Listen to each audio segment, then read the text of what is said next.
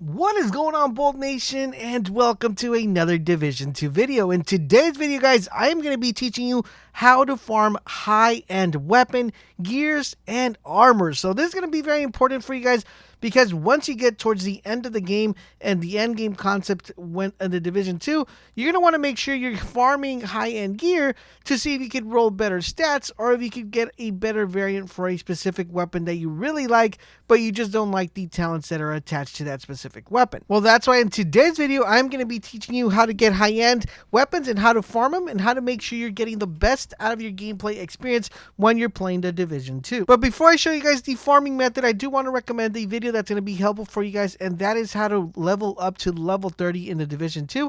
Not only how to level up, but how to level up the fastest in the Division 2 and to hit that level 30 mark. Now, once you hit that level 30 mark, you're going to definitely need to learn to power level to make sure you increase your gear score, and I'm going to have a video coming up very soon telling you exactly what you will need to do to increase that gear score. So if that sounds like something that you would be interested in, subscribe to the channel and turn on those notifications so you guys can know when Division 2 video content goes live. Alright, so fellas, now the question you guys are having, Laser, how do you actually farm this high tier loot? So in order for you to farm this high tier loot, you're going to want to make sure you know certain information in the Division 2. Now, there are a couple of icons that are going to be very crucial to you guys.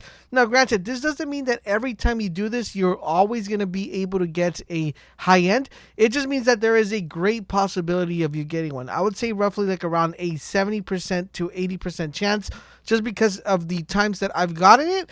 Majority of the times I've been able to get a high-end weapon or a gear set or a armor piece. So let's talk about what we're going to be looking out for. So in the Division 2, you're going to see a couple of icons showing up on your screen. You're going to see an icon that has two little weapons going crisscrossing each other, right? So you're going to see that icon in a majority of the districts around the Division 2. You're also going to see another icon that has a little blowhorn, kind of like a propaganda horn on it as well. These two are going to be your #1 source to farm high-end tier. Now, out of these two, the ones I found to be more effective, it's the ones with the two little weapons, as opposed to the propaganda one, even though the propaganda does have a possibility of dropping it. So what's going to happen is when you guys are fighting within this scenario, you're going to be encountering not only yellow bars, red bars, but it doesn't really matter who you're shooting, that one of these teams or one of these enemies is going to actually drop a yellow item on the floor.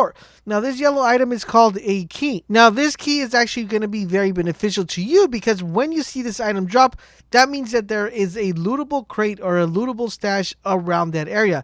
You're going to notice that once you go ahead and pick up the key, an icon is going to appear on your screen telling you where there is a lootable stash to go and obtain or open.